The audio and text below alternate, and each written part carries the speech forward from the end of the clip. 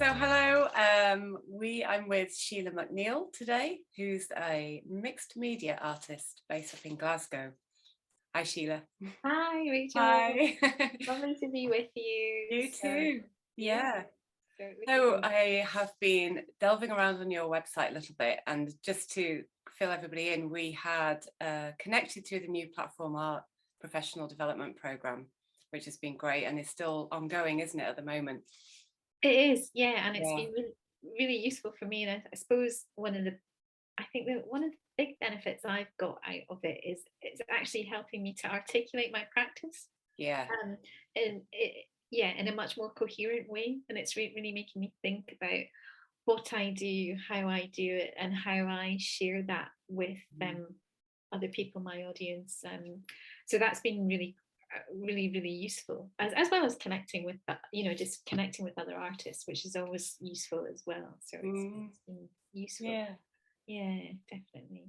So talk us a little bit through your practice. So currently you've been doing a lot of work in response to lockdown. So I sort of work in mixed media, and I do some painting as well, but the last sort of probably 18 months, 2 years now, I think, like a lot of people, when lockdown happened, I almost kind of had a creative freeze. I didn't really know how to respond to it artistically in my work, and I felt that I had to be doing something, but I found that really quite challenging. And then, like everybody else, I was walking, and I live very close to the Forth and Clyde Canal. So that was kind of like, that was my environment. Like, I was lucky because I could do different walks, but that area. And I just started noticing things in a different way, and I started to notice shapes and patterns, things like the water lilies, just the foliage that was on the riverbank and the canal bank, and I started to sort of see parallels with a lot of the COVID-19 virus images that were in the media. So I started doing a bit of work around about that, and that just kind of grew, and sort of, I suppose that was like, I did see there was this sort of a dichotomy between I suppose, different sides of nature. This beautiful lilies in particular. They're always nice, but they were particularly nice, last year. And the kind of repeating patterns, and the same thing that was happening with the virus, and how things were spreading in different ways. So I've been doing that, and I guess through the new platform art, as I said, it's kind of helping me articulate what I do. So I used to describe myself as a landscape artist, but I'm not so sure if I am that anymore. I think I'm more rooted in the environments where I am, and it's kind of a reaction to how I experience things. So sometimes it's the smaller things. It's not the big vista. It's more kind of the smaller things that I'm kind of interested in, so that kind of repetition, and using colors that are in those environments, but maybe enhancing them and recreating textures. And in my work, I monoprint quite a lot onto surfaces. So I've been using, again, I had been doing this pre-pandemic, but because when there was nothing open, we had to get quite a lot of stuff delivered, and you get so much packaging. So I use things like bubble wrap quite a lot to print with, and then build that up in the work as well, and print on different types of paper. And I use quite a lot of cardboard, sometimes paint on cardboard as well. So kind of using found things as well. So that's kind of a bit of a summary of what I do. Did you find yourself then shifting pre-pandemic already into a sort of more of an abstract expression? I did. I think I still do. I mean, I still do a few, I suppose, traditional landscapes. Water is very important to me as well. I was brought up quite near the sea, and I did that. But I almost see those kind of more, I suppose, realistic works almost as sketches now, whereas I think possibly before I would have seen them more as an end product in themselves. So earlier this year, one of the things that's happening on the canal is that there's quite a lot of regeneration work happening, which is really exciting. Planting lots of trees and reclaiming areas and making some nice community green spaces. They're also building a new foot and cycle bridge over the canal that will link 3 districts in the city that it was quite awkward to get to because of the canal, basically. Yeah. And actually seeing that being built, and they started that again in October. It was actually quite a positive thing to see something being built that was actually going to have a positive impact on people's lives, and it was going to help people cycle and walk and be joined up and connected. So I did earlier this year, I was doing quite a lot of work based on that, and I was kind of fascinated by the iron girders that they were putting in as supports, and just the colours and the texture. So I did quite a lot of work that was, I suppose, very representative of that. But that's actually then I've taken that into much more abstract. I've abstracted that a bit more as well. So I think I have been going what I probably was happening a bit pre-COVID, but I think this has definitely focused my attention, I suppose, just the way I want to express how I see things and how I experience things. And so tell us a little bit about your life before that, and was art a big part of your childhood growing up? Well, when I was a child, I used to love doing, and I did actually want to go to art school, and I didn't go, I haven't been to art school, and there were various things happened when, I was about 18, 19, the usual kind of teenage rebellion, didn't speak to my parents for a while, that kind of thing. So I didn't go, and I suppose I've always kind of wanted to do things, but I did kind of shut that part of my life off for quite a while.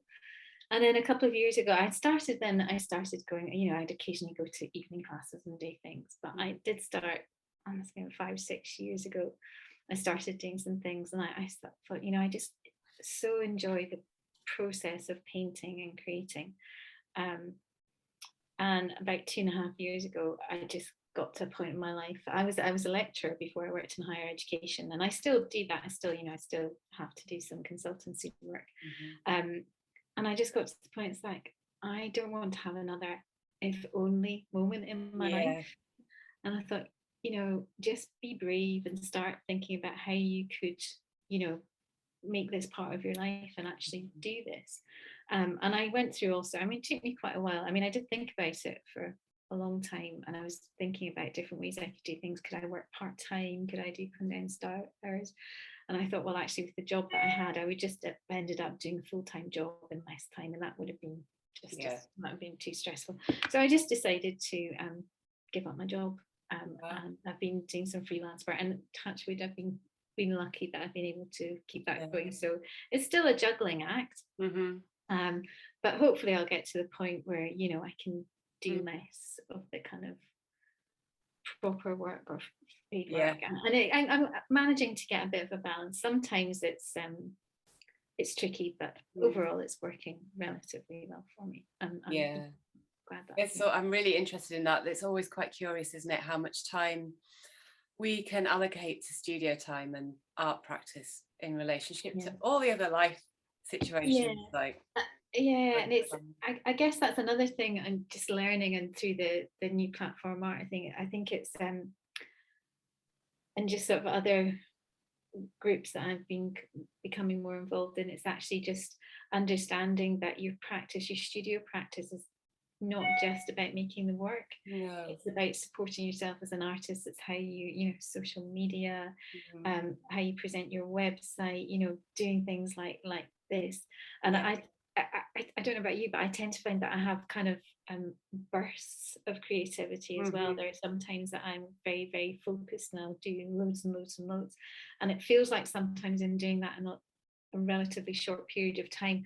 But these ideas have probably been bubbling in my mind for quite a while. So sometimes the process, making things, can be relatively quick, but the thinking time, it takes longer to digest. And sometimes I'll do things and I'll leave them and go back to them. So, but I think it's always a kind of a balance, isn't it? And sometimes, if you get stuck, I suppose it's like anything, you're working on something, you just think, I don't know where I'm going with this. So sometimes it's nice to be able to just get away from it, and then something will come into your mind when you're talking to somebody on a not a nice Zoom call like this, but something relatively boring. That's what I'm going to do after this. Totally. I think it's necessary, actually, because I think you can have a really immersive experience in your practice for days on end, and then slightly lose sight. You can't see for the wood for the trees because you're kind of, it's so absorbing, and then you have to go away and come back and look at it with new eyes, I think. For sure. Yeah. And so do you work from your studio at home, or do you have a studio outside of home? I don't. I work at home just now, and it's kind of a sort of studio office / spare bedroom. Yeah. Multifunctional. I was hoping to get a studio last year, but with the pandemic, obviously that wasn't going to happen. So I am hoping to get some studio space next year, because I just need more room, and I want to work at a different scale. So that's what I want to do. But just now I'm working in my own kind of studio space. So it's not ideal. It does limit me in some ways, but then actually it's fine. But yeah, I would like a studio. It's just finding the right space just now. Yeah, I was chatting yesterday to another artist, Esperanza, and we were talking about how the size of your studio can often impact actually the size of the work that you create. And it's an interesting concept, isn't it, as to how, if you became really unlimited, how big a scale you could reach. Yeah, absolutely. And what would you say in that? Because for me, I often think, gosh, the bigger I get, the more minimal it might become. So it's not necessarily that you can kind of fit more on to canvas or whatever it is that you're working with. It's that it becomes less in some ways. Yeah, absolutely. Yeah, it's so true. Yeah, because I've been thinking about that quite a lot, like about the size of the work. I'm a bit restricted. But yeah, I think you're right. The scale, it would be nice to have something bigger, but it wouldn't, as you say, wouldn't necessarily be putting more on it. But I think it would just have a different impact on how I could process what I'm doing. So yeah, but you can be limited by space. So now that you've kind of moved much more into your practice and you have a fairly definite idea of what underpins your work and where you'd like to go with it, what do you feel like it gives you back if it was a kind of two-way conversation, what do you get from being an artist? Well, I suppose it's I was thinking about this question as well. I think being an artist is like continuous reflection. So it's evolving all the time. So I think what I get out of it, I get a lot of personal satisfaction, and it makes me feel better as a person. I think in terms of my kind of overall well-being, it's really important to my well-being. And I have noticed, particularly at times now since I've been doing the freelancing, if I haven't done anything creative for a bit, I get quite anxious. And it's because I haven't been able to, be creative or do my artwork. So I think for me it's evolving, but it makes me I think it's just something that I have to do now. It's evolving. So I think I get, I have bad days in the studio. I think we all do. You start things, you think, oh God, it's just so, I'm quite happy now to paint over things. Quite like that actually. I've some really happy accidents with things that have started in one way and ended up, I've gone back to them and done things. But I think it's just it keeps me stimulated and it keeps me interested, because I think I like doing different processes, and I like trying different things as well. So although I do tend to kind of go back to different things, but I think it's just that it keeps me evolving as a person, as an artist, and I think that's just I think actually it's just so good for my overall well-being. Yeah, I was listening to do you know Louise Fletcher, who's a UK-based artist? No, I don't think I do. No. She was talking about how she envisaged it. She kind of sees artists as being constant explorers, and I totally get that. It's just, she said, almost like you do a body of work and you work on it, and that goes out into the world in whatever form it takes. But then there's always something next to kind of delve into. I love that actually. A constant explore. I love that phrase. That's really nice. Yeah, it is, isn't it? And then it doesn't feel like, because she was talking about the restlessness of actually having a creative job or path in life, in that actually you get to one stage and it's not finite. It's not like everything kind of plateaus and you go, okay, that's it now, I've done my work. Yeah, yeah. It sort of leads you on then to ask another question or explore something else. Yeah, absolutely. And I think sometimes you just I think I do like this sort of serendipity of things that happen as well. So even when you have been thinking, you think you've got a definite idea, something can happen, and it can take you off in a different direction as well, and you want to explore that a bit more and deconstruct that a bit more. So yeah, but I love that constant explorer. I like that. Yeah. And I know I was watching some of your video blogs, which I love. And I love the one where you talked about the dreaming episode. Oh yes. Where she dreamt your painting. Yeah, And then it went out to her. What a fantastic oh, experience. it was amazing. It was Yeah. so funny when she was telling me about it.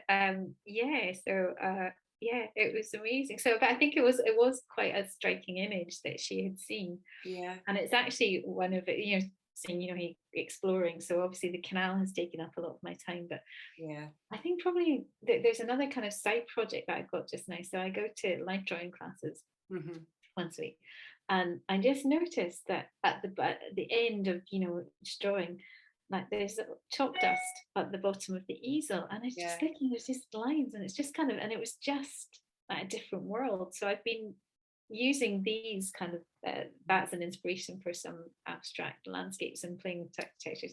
So it was one of those she saw, but yeah, it was really funny, and just their whole dream, it was obviously so vivid for her, and coming to see me. She's never, I mean, Bea lives in the Netherlands. Wow. And I mean, you kept bringing out all these pictures, and Wow. I was almost in the dream with her. So Yeah. It got there last week, so she loves it. But yeah, it was so funny, but it was actually very touching in a way that something that I had made had such an impression on someone that they actually dreamt about it, and the dream was so vivid that they went back, found the picture, and then got it. It's amazing. What a beautiful story. Yeah, and you could sell all the work that way. I know. If only I could have some sort of dream machine. Yeah. That would be so good. Yeah. That's amazing. That's like tapping right into the collective unconscious, isn't it? And sending everything out in images. Yeah, absolutely. Yeah. And I suppose that the whole kind of, I do these video updates every week, but I did a course that was actually how to called Sell Your Art Online, which was interesting about kind of more the business side of things. But they were saying you should have a blog, and you should write things. And it's not that I don't like writing, but in my other career, I've been blogging professionally for about 15 years, so I did quite a lot of writing. And I wanted to have a distinction between this kind of creative side of me and my other side. So I thought, well, why not do something different? Why not do a video to do that blog? So I find it's really helped me articulate what I do. And I don't take it too seriously. I mean, they're just a couple of minutes, and I think maybe 3 people watch them or anything. But it's actually been quite a good habit. And I think for me, it makes me think about what I'm doing, and I think it's quite a good practice to get into. And I don't script it. I don't think too much about it. I do it on Friday. I just put my phone in a little tripod and just go and see what. And sometimes it's more articulate than other times. So but I think it's, and obviously I think through new platform, it's that's enriched my understanding of what I'm trying to do, just with some of the crits that we've been having with the various people that they've brought in, and that's again been really, really useful. But yeah, it is a kind of a, I can see people think, why do you do that? And it's not because I'm certainly not going to be an internet sensation or anything like that. It's just that it's kind of another distinction between the two parts of my life. But I think it's really important actually to vocalize, because and that's what, when you've been through an MA system or whatever form of education, you get that constant feedback all the time. And then you get out into the art world and you start showing in different places, and you get some feedback from whoever visits the exhibition. But then there's sort of huge periods of time in between where you don't. And it's quite a solitary process to make work, and then you put it out into the world. But there's times in between unless you vocalize it, you can journal it, of course, and write copious notes or whatever, but it's not the same as it actually being spoken out or having a conversation with somebody else about it. So in some ways it kind of feels more real to be in sound.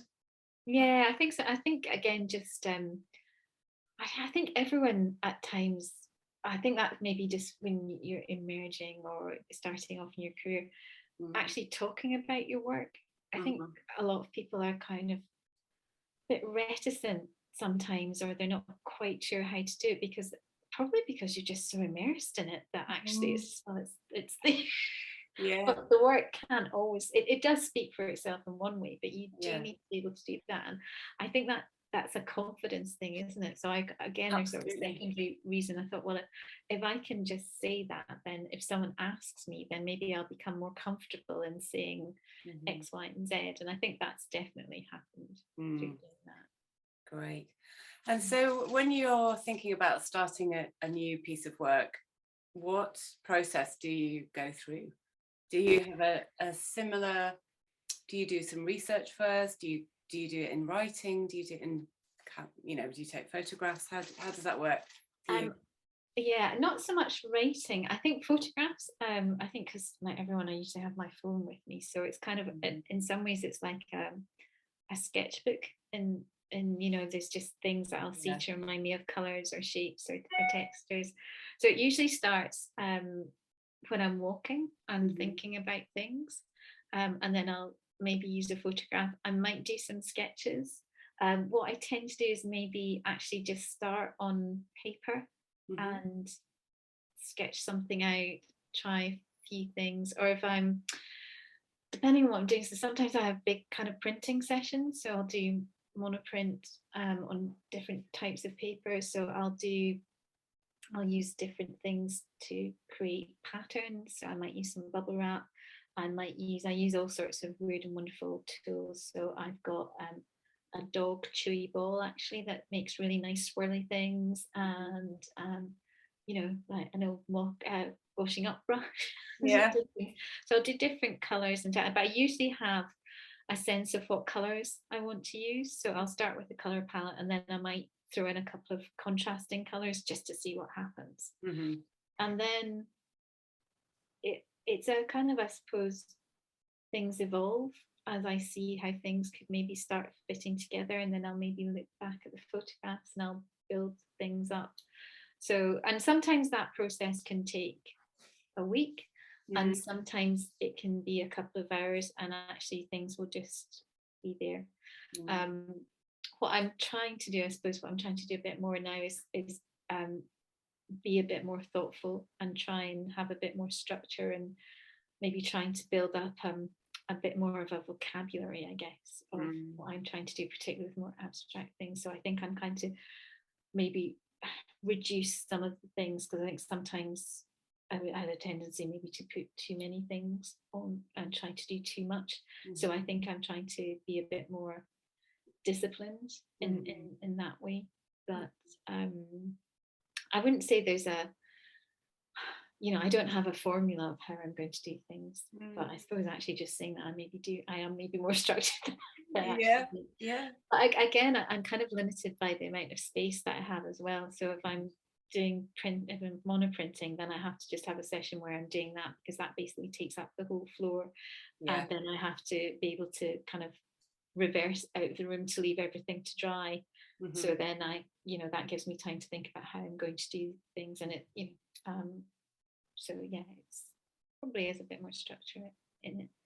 I always think that I should do more sketching, and I don't know if I really should. But I think there's kind of I sometimes think I have that guilt, I should be sketching all the time, but that goes through different, I go through cycles with that, and sometimes it's words that I do, I tend to, as well. So I think that it depends. I'm just waffling now. I think that's kind of an art school myth, isn't it, that it's such a traditional way of looking at an artist's progression onto a visual piece, because we're so used to seeing sketchbooks first, but not everybody works like that, at all. I think sometimes I've done a couple of commissions for people which have been okay, but I think I do then, I'll do some preliminary sketches and do bits and pieces, because that's a different kind of different type of work. So and they tend to be much more realistic, the things that I do. So and yeah, I think it was one of the sessions somebody asked, who do you paint for? And I think one of I can't remember who it was, said, I don't really know who I paint for. She said, but I know who I don't paint for. It's people who ask me to do X, Y, and Z. Yeah. And I think that's kind of having confidence to do that, which is quite interesting. So. And do you use the Glasgow Print Studio or any open access printmaking facilities? No, I don't. Although I may well go and use the print studio now that it's getting back up and running. Because I just do mono printing, so I tend I tend to then rip up the prints and build them up. I don't need. I don't have a very sophisticated printing process in that in that sense. So I haven't really felt the need to do that. But again, it's something that I am thinking of, and I do look out for their, what they're running, and they're starting more courses now. So I probably will go and have a look in the print studio. But I'm not a printer, I wouldn't say. So I use mono printing as part of, and then that becomes collaging that goes on to paint, so I don't really think of myself as a printer. Okay, yeah. So what are you working on at the moment, and where are you exhibiting at the minute?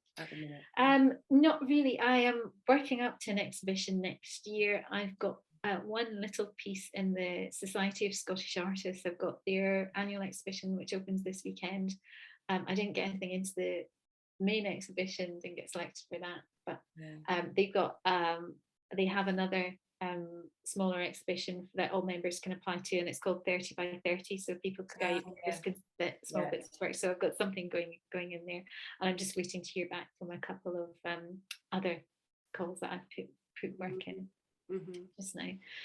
So just now I'm actually in one of those periods where I'm kind of a bit, because I've been doing too much other work. I took on a job that has ended up being take up far more time than I originally expected. So I'm kind of in the middle of things, but I in some ways it's actually been quite interesting because it's giving me time to think about things. I think I'm in a transition phase just now. So again, go back to what we were talking about in scale, and I want to revisit some of the work that I did last year and look at that think about that in different scale, in a different scales, probably larger.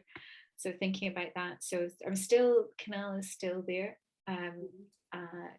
but taking a slightly different approach to it, and also because our context has changed now. Although we still have some restrictions, it's not quite as bad as it was. But then in other ways it is. And one of the things I suppose one of the things I've been using a lot of is face masks, disposable face masks. I use them a lot. Yeah. Basically because they make me really angry. Because I see so many of them just thrown away, and they just they don't. And I don't know if you've ever cut up, if you've actually ever pulled a part of it. There's so much in them. There's bits of plastic everywhere, but they're really interesting textures. So I print with them and I deconstruct them, and I use bits of that as well. And that's still kind of there, but it's quite interesting. I think the way that the line that it creates can provide structure, and I think there's some sort of resonance with how people feel face masks in general impact us as humans as well. Yeah, I mean, there's so much to draw out of this year, isn't there? The last 18 months. On our levels of communication, even just on that level, being able to see and hear each other. Yeah, absolutely. Yeah. And do you find, just going back to the landscape theme, even before when you were doing more traditional layouts for landscapes, that you were aware of picking up on environments that you grew up in when you were how much of that do you think was fully absorbed, and you were just kind of in a cyclical cycle of re-expressing some of what you'd already experienced? Probably quite a lot, and I think particularly when I was starting to think more seriously about art, when I was I think like everyone, there's places in your head that you go to. Yeah, yeah. There are landscapes, there are environments, there's just somewhere that you go when you're daydreaming. And sometimes they are safe, happy places, and sometimes they're a bit more challenging. So I think there was something, I think particularly, and this is probably maybe to do with my state of mind, that I felt that, particularly open water was an escape, skies were an escape for me. And I hadn't really quite articulated, and it was, I could do that representation and they were relatively successful, but maybe not as pleasing as I would like them to be. And I think what I found more enjoyable was the actual process of putting down the paint.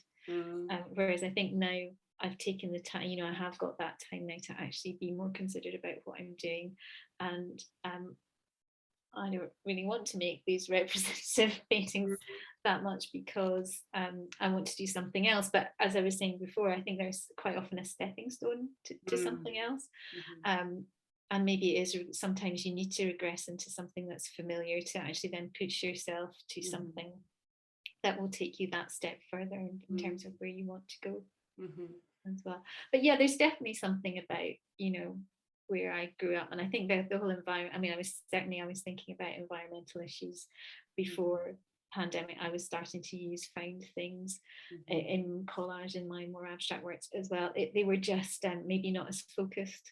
They didn't have so it was again, I think it was my articulation, and it was just me understanding or developing my own understanding of what it was I was trying to express, instead of, I think there was points where you were just, sticking things down and thinking, oh, that looks quite nice. Yeah. Instead of actually being a bit more considered about it. Yeah. Great. That's fascinating, isn't it? Really. Yeah. Just how everyone, I suppose, just how things evolve. But I think that's why you need to have that space to be creative, isn't it? And sometimes you just have space where you're not actually maybe creating, but you're actually thinking about that just that understanding. And ultimately the work is the expression of all these thoughts that you have, but it can take a while for you to process that. Yeah, for sure, absolutely. And they sort of gestate for months and years at a time, don't they? Until often I can find myself doing work and then thinking, oh yeah, this is an idea I had like 10 years ago. And now it's just and sort of weaving through like threads. And I always think time is a bit like that, because we sort of experience it in a linear fashion, but it's not in any way linear. It's sort of all merging at the same time. And so those things, it's not like you're shifting backwards into time. It's like that time is still ever present in your present, and those ideas are the same. Yeah, definitely. I think over the last year, I think with lockdown, I think time became, our perceptions of time really shifted. Yeah, and there was a great play that the Pitlochry Festival Theatre put on. What's it called? Anyway, it was part of the Radio 4 spot, commissioned some plays from various theatres, and it was about a Roman centurion in the north of Scotland who met a Pictish, I suppose she was a witch in some way. And he was trying, there's a bit that stuck in my mind, he was trying to explain to her the notion of time. And he's saying, and this, you start here and you go here. And she said, oh, you've just drawn a straight line. And I said, no, time's not like that. And she draws a circle, because in her belief that, you can move in and out of time, and it's much more, it's circular, it's all enveloping. And that really, really stuck with me. And so I think you're right. This kind of notion of time that you need to go backwards to go forwards, and circular. And I think it's quite fascinating, that whole notion of time. And we're very, I think, particularly now, because we're so ruled by time, aren't we? It's like everything's in neat slots. And I think that's what happened during lockdown. It was like a lot of our, I suppose, markers of time were taken away from us. So people's commute was taken away. So that was an hour. Your lunch hour was taken away. And things had to become condensed because the kids weren't going to school. So and you weren't doing this, and you weren't going out at the weekend or after things. So I think everything became a bit more circular as well. And fluid, because I remember, I mean, particularly in the first lockdown, because it was such an alien experience.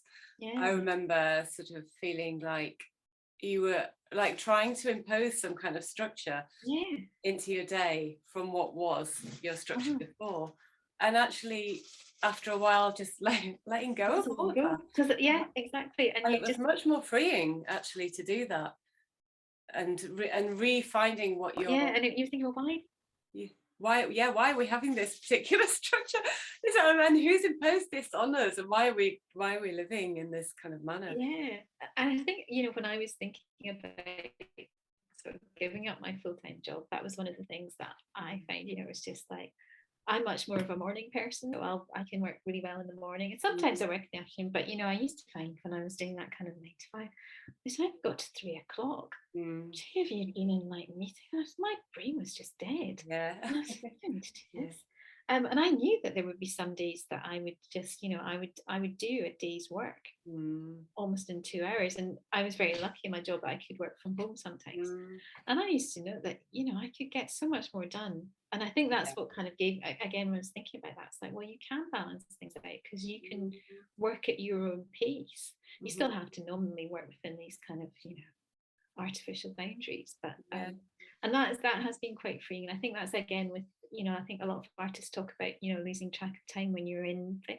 And that's fine, because you're in the time of creating that piece of work. So that's its own time frame, if you like. So and also it's like, because I've been reading this loads about flow states and the unconscious and right brain activity, and actually sort of realizing that the whole world is set up in the working capacity to be very left brain and not to be very intuitive. So that time of the first lockdown, when it became timeless in a way, was actually great in terms of being able to switch over into that right brain and become very intuitive and listen to yourself more than ever before.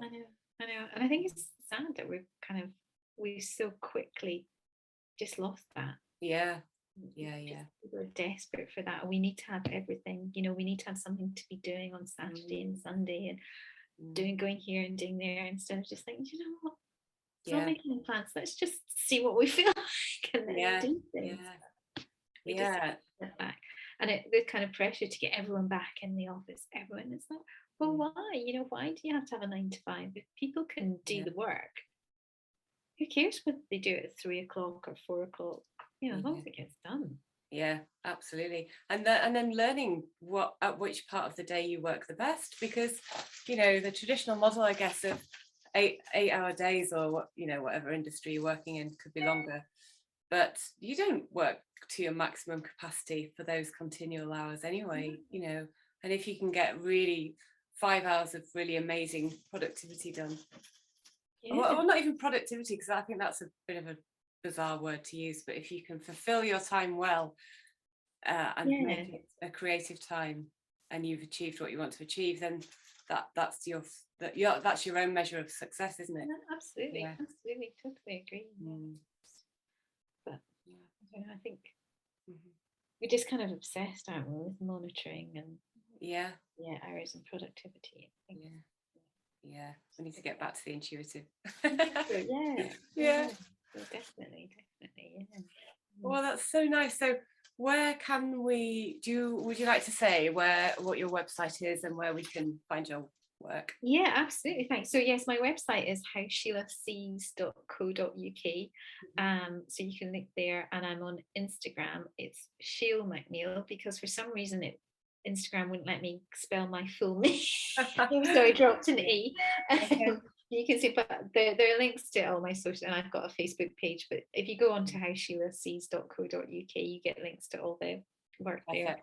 And hopefully in the middle of stuff. So next March I'll have a little solo exhibition. So I'm working towards that as well. Great. And you can see me every week. I'll give a little blah update. Definitely going to follow your video blog, because you've got your own YouTube channel, haven't you? I've got a YouTube channel as well. I think I've got 15 subscribers. Yay! Got to start somewhere. Brilliant. I love it. That's great. Thanks so much for your time, Sheila. That's no, it's been lovely having really a chat. nice. Yeah, looking forward to seeing this when it's finished. So great. Thank you so much. You're welcome. You're welcome. Just